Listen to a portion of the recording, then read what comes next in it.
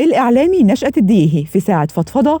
الديهي بيقول: لما أبويا مات حسيت إن الدنيا ضاقت عليا وعلى الأسرة كلها، ووالدتي بقت هي المسؤولة عن تربيتنا أنا وإخواتي.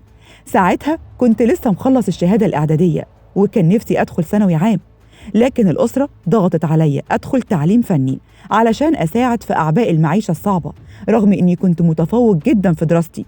ودي كانت أصعب لحظة في حياتي، لا أنا قادر أرفض ولا أنا راضي بالوضع اللي اتحطيت فيه. يومها خرجت المكان واسع وبصيت للسما وكلمت ربنا بدموعي ونجيته بإلحاح وقلت له كلمة واحدة بس: أرجوك ما تسيبنيش، ماليش غيرك. بعدها روحت البيت وأنا حاسس بارتياح وعندي ثقة مطلقة إن ربنا سمع بكايا وشاف دموعي واستجاب والأمور هتمشي، إنما إيه اللي هيحصل معرفش. تاني يوم حصلت المفاجأة، وهي إن واحد من الجيران سحب ملفي من الإعدادية ووداه لمدرسة الثانوية العامة، وقال للأسرة ده لازم يدخل ثانوي عام لأنه متفوق، وفعلا قد كان. نشأت بيحكي للكاتب الصحفي أحمد الخطيب براديو 90 وبيقول: استجابة ربنا كانت سريعة، وعلشان كده فهمت الرسالة اللي خلتني أنجح كل سنة بتفوق دايما، لدرجة إني تخرجت من الكلية بتقدير امتياز وطلعت الأول على الدفعة.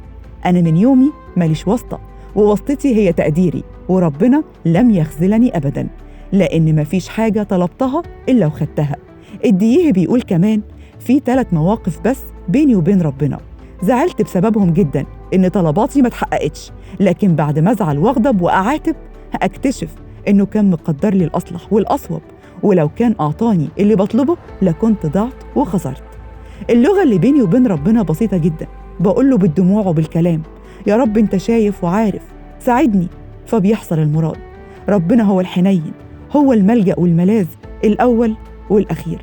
والله نشأة الديهي طلع راجل طيب وبتاع ربنا. ربنا ينفعنا ببركاتك يا أستاذ نشأت.